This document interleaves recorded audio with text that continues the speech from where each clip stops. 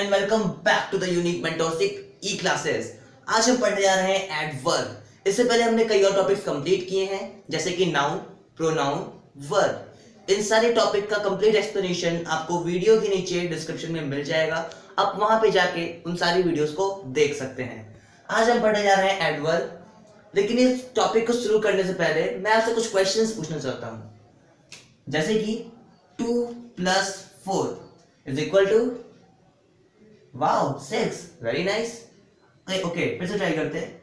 7 + 8 = 15। Very nice. आपको तो addition आता है, फिर तो बहुत अच्छी बात है, क्योंकि एडवर्ब में हम ऐड करने जा रहे हैं कुछ। हाँ, ये सच है कि हम नंबर्स ऐड करने नहीं जा रहे, बट हमें कुछ मीनिंग ऐड करना है। एडवर्ब 2 वर्ड से मिलकर बना है, एड प्लस वर्ब। अब यहां पे इसके डेफिनेशन लिखी है, a word that adds some meaning to a verb, adjective और another adverb is called adverb. मतलब कि वो वर्ड, वो शब्द जो कि वर्ब क्या होता है, वर्ब के ऊपर वैसे तो एक कंप्लीट एक्सप्लेनेशन हमारे चैनल पे आपको मिल जाएगा, लेकिन शॉर्ट में मैं आपको बताता हूं कि आप पढ़ रहे हैं तो इस सेंटेंस में कौन सा काम हो रहा है, पढ़ना। तो ये पढ़ना ये वर्ब है। इसी तरह से आप ये वीडियो देख रहे हैं तो इस सेंटेंस में काम कौन सा हो रहा है, क्या काम हो रहा है इस सेंटेंस में, देखना, तो ये वर्ब है। अगला है एडजेक्टिव। एडजेक्टिव का मतलब किसी चीज के बारे में कुछ बताना, चाहे वो अच्छा हो या बुरा हो, वो होता है एडजेक्टिव। और अनदर एडवर्ब, अब हमें अभी पता नहीं है कि एडवर्ब क्या होता है, तो हम एग्जांपल्स के थ्रू समझने की कोशिश करते हैं कि यहाँ पे कहना क्या चाहता है ये डेफिनेशन। तो हमारा पहला एग्जांपल है, ही इज वॉकिंग स्लोली। वो चल रहा है धीरे, वो धीरे चल रहा है। सेंटेंस ये भी हो सकता था, ही इज वॉकिंग। तो यहां तक के सेंटेंस में हमें ये मिल गया कि वर्ब क्या है। वो चल रहा है तो ये उसका काम है, ये उसका वर्ब है। अब वो कैसे चल रहा है, जैसे कि ये एडवर्ब है, ये हमें बताता है कि कोई भी काम हो रहा है तो वो कैसे हो रहा है, या फिर कोई अच्छा है तो कितना अच्छा है, कोई बुरा है तो कितना बुरा है। तो कितना या कैसे वर्ब और एडजेक्टिव के साथ पूछे गए क्वेश्चन का आंसर होता है एडवर्ब। जैसे कि ही इज वॉकिंग, तो वो चल रहा है, तो कैसे चल रहा है, धीरे धीरे चल रहा है। ठीक है, तो ये स्लोली यहां पर एडवर्ब है, क्योंकि ये हमें वर्ब के बारे में कुछ बता रहा है कि वर्ब यानी कि चलना वो धीरे धीरे चल रहा है। अब अगले सेंटेंस में he is very intelligent. Sentence ये भी हो सकता था, ही इज इंटेलिजेंट। इसमें एडजेक्टिव है, उसके बारे में बताया जा रहा है कि वह इंटेलिजेंट है, लेकिन यहां पे ही इज वेरी इंटेलिजेंट, वो बहुत इंटेलिजेंट है। यहाँ पे इंटेलिजेंट के बारे में बताया जा रहा है कि उसके अंदर इंटेलिजेंस बहुत है। तो ये जो बहुत है, वेरी है, ये एडवर्ब है, क्योंकि हमें बता रहा है कि वो कितना इंटेलिजेंट है। तो ये हमारा इस सेंटेंस में एडवर्ब है। अगला, ही वॉक्स वेरी स्लोली। यहां पे हमने देखा कि स्लोली, धीरे धीरे, ये ऑलरेडी एक एडवर्ब है, और यहां पे वेरी जुड़ गया कि वो बहुत धीरे धीरे चलता है। तो उसमें क्या होगा, एडवर्ब। इसमें वेरी भी एडवर्ब है, स्लोली भी एडवर्ब है, लेकिन जैसे कि हमने यहाँ पे डेफिनेशन में पढ़ा था कि एडवर्ब वो होता है जो कोई मीनिंग ऐड करता है किसी वर्ब के साथ। वर्ब यहाँ पे है वॉकिंग, चल रहा है, किसी एडजेक्टिव के साथ। एडजेक्टिव यहाँ पर है इंटेलिजेंट, कि वो इंटेलिजेंट है, तो कितना इंटेलिजेंट है, बहुत इंटेलिजेंट है। और ही वॉक्स वेरी स्लोली, तो स्लोली यानी कि वो धीरे धीरे चलता है। वॉक्स तो वर्ब हो गया ऑलरेडी, वॉक्स तो ऑलरेडी वर्ब हो गया, लेकिन वो बहुत धीरे धीरे चलता है, ये हमारा हो गया एडजेक्टिव, ये हमारा हो गया एडवर्ब। अब हम चलते हैं अगले टॉपिक पे, जहां हम डिस्कस करते हैं एडवर्ब के सारे काइंड्स।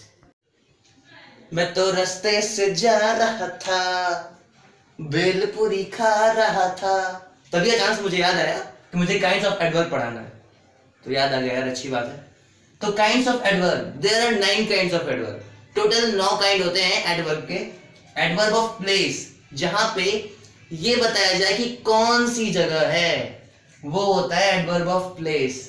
एडवर्ब ऑफ टाइम, जहां पे बताया जाए कि कोई काम कब हुआ है, वो होता है adverb of time. Adverb of frequency होता है कि कोई काम कितना हुआ, मैं कितना पढ़ा चुका और आप कितना समझ गए, वो होता है adverb of frequency. Adverb of manner होता है कि कोई काम कैसा हो रहा है, आप कैसे पढ़ रहे हो, आप कैसे जा रहे हो, वो होता है एडवर्ब ऑफ मैनर, उसका आंसर। ठीक है, अभी मैंने जितने भी क्वेश्चन से बताए हैं उन सबके आंसर एडवर्ब होता है, क्वेश्चन ही मत पूछ रहे जाना आप लोग। एडवर्ब ऑफ रीजन, जहां पे कोई रीजन होता है कि ये काम हुआ क्योंकि ये रीजन था, वो होता है adverb of reason. Adverb of quantity या डिग्री, जहां पे बताया जाए कि मैं बहुत शर्मिंदा हो गया, एडवर्ब ऑफ क्वांटिटी या adverb of degree.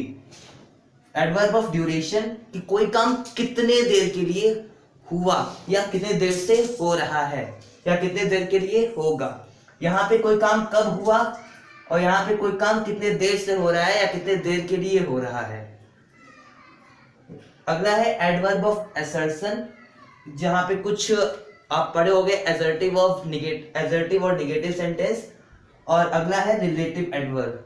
Relative adverb में दो सब्जेक्ट के बीच में रिलेशन शो होता है। अभी हम सारे काइंड्स को one by one detail study करेंगे, तो आप बने रहिए वीडियो पे हमारे साथ। अब हम डिटेल स्टडी करने जा रहे हैं एडवर्ब के सारे काइंड्स को। तो एडवर्ब का पहला काइंड है adverb of place. An adverb which indicates place is called adverb of place। मतलब कि वो एडवर्ब जो प्लेस को इंडिकेट करता है वो एडवर्ब ऑफ प्लेस होता है। हम सबसे पहले हर एक एडवर्ब के काइंड में एडवर्ब की जो डेफिनेशन थी उसको सेटिस्फाई करेंगे, उसके बाद जो वो बता रहा है, जो उसकी स्पेसिफिक डेफिनेशन है, उसको हम सेटिस्फाई करने की कोशिश करेंगे। तो देखते हैं एग्जाम्पल में, प्लीज सिट हियर। जब मैं रेस्टोरेंट गया था राजेश के साथ, तो वही बड़े प्यार से बोला था प्लीज सिट हियर। लगा था कि उसी का रेस्टोरेंट है, लेकिन पैसा देने के नाम पे चला गया। चलो जाने दो। प्लीज सिट हियर, प्लीज यहां पर बैठ जाइए। तो एडवर्ब की डेफिनेशन क्या थी कि वर्ब एडजेक्टिव या किसी और एडवर्ब के बारे में वो हमें कुछ बताता है। तो यहां पे वर्ब क्या है, सिट है, कि बैठना, प्लीज बैठ जाइए, बैठ जाइए। तो बैठना क्या है, वर्ब है। और कहां बैठ जाइए, हियर, यहां बैठ जाइए। वो क्या है, एडवर्ब ऑफ प्लेस, क्योंकि हियर एक जगह है, यहां बैठ जाइए। तो ये क्या है, ये दोनों कंडीशन को सेटिस्फाई कर रहा है, एडवर्ब की और प्लस एडवर्ब ऑफ प्लेस की। जो एडवर्ब है वो एक जगह है कि आपको यहां बैठना है। अब अगली काइंड है इसकी adverb of time. An adverb which indicates something about the time of incident is called adverb of time। वो एडवर्ब जो हमें कुछ बताता है इंसिडेंट, यानी कि कुछ हुआ उसके समय के बारे में, या कुछ हुआ या कुछ होगा, ठीक है, उसके समय के बारे में हमें एडवर्ब ऑफ टाइम बताता है।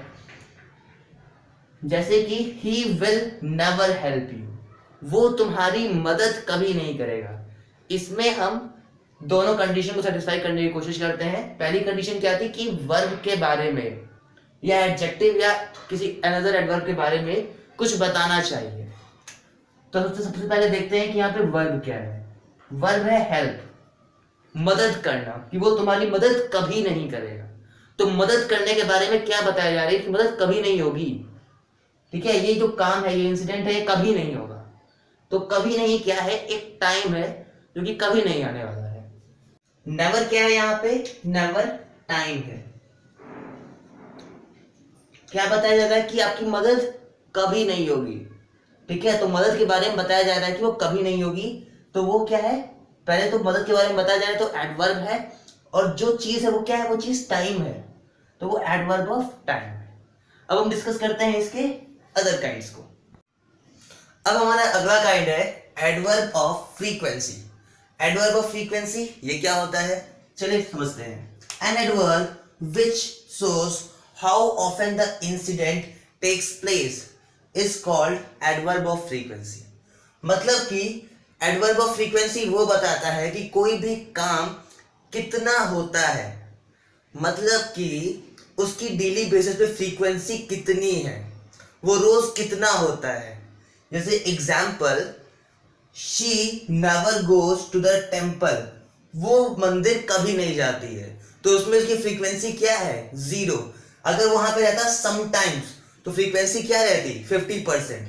अगर यहाँ पे रहता सी always goes to the temple तो फ्रीक्वेंसी क्या रहती, 100% कि वो हमेशा जाती है। तो जो फ्रीक्वेंसी बताए कि कितने आप जाती है, कितना परसेंट चांसेस है कि वो जाती है। जैसे कि यहाँ पे 0% फ्रीक्वेंसी है, यानी कभी नहीं जाती, कभी जाती ही नहीं है। और कभी मान लीजिए अगर सम टाइम हो तो कभी कभी जाती है, कभी नहीं जाती है, तो 50% हो गया। तो जो फ्रीक्वेंसी बताए कि कितनी फ्रीक्वेंसी है, कितनी बार वो जाती है। जैसे कि मैथमेटिक्स में आप मोड पढ़े होंगे, तो मोड में क्या होता है, जिस नंबर की फ्रीक्वेंसी जितनी ज्यादा होती है वो नंबर मोड होता है। तो इसी तरह से यहाँ पे खैर हमको सबसे ज्यादा फ्रीक्वेंसी नहीं फाइंड करना है, यहाँ पे बस हमको ये देखना है कि कोई चीज कितनी बार हो रही है। जैसे कि समटाइम्स या नेवर या फिर ओकेजनली, जनरली, ठीक है। तो जैसे एक एग्जांपल और हो गया, ही जनरली फेल्स इन इंग्लिश, तो जनरली इंग्लिश में फेल हो जाता है, मतलब अक्सर इंग्लिश में फेल हो जाता है। तो ये अक्सर क्या है, अक्सर 100% नहीं है, ये नहीं हो रहा कि हमेशा इंग्लिश में फेल हो जाता है, अक्सर फेल हो जाता है, यानी कि 75 to 80% इसकी फ्रीक्वेंसी है कि अक्सर फेल हो जाता है, ठीक है। तो जो फ्रीक्वेंसी बताए वही हमारा होता है एडवर्ब ऑफ फ्रीक्वेंसी। चलते हैं अगले टॉपिक पर। अब हमारा अगला काइंड है एडवर्ब ऑफ मैनर।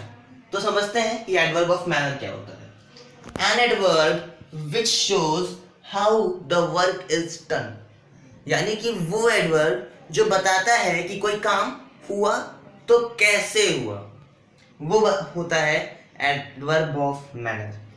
जैसे कि वो स्कूल गया तो कैसे गया, तेजी से गया, ठीक है, तेजी से गया, उसको जल्दी थी स्कूल जाने की, तो स्कूल तेजी से चला गया। तो ये क्या हुआ, ये उसका मैनर हुआ कि वो कैसे गया स्कूल।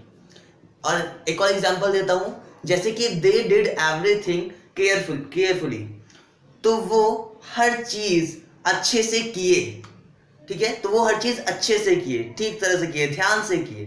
तो ये क्या हुआ, ये भी उनका मैनर हुआ कि वो सारी चीजें कैसे किए, ध्यान से किए। ओके, तो यही था हमारा adverb of manner. Thanks for watching this video. मिलते हैं अगले वीडियो में, इसके पार्ट 2 में, जहां पे हम डिस्कस करेंगे इसके बचे हुए काइंड्स। तब तक के लिए अपना ख्याल रखिए। Every end is a beginning, हर अंत एक शुरुआत होती है। इसी के साथ ये वीडियो खत्म होती है। Thanks for watching this video.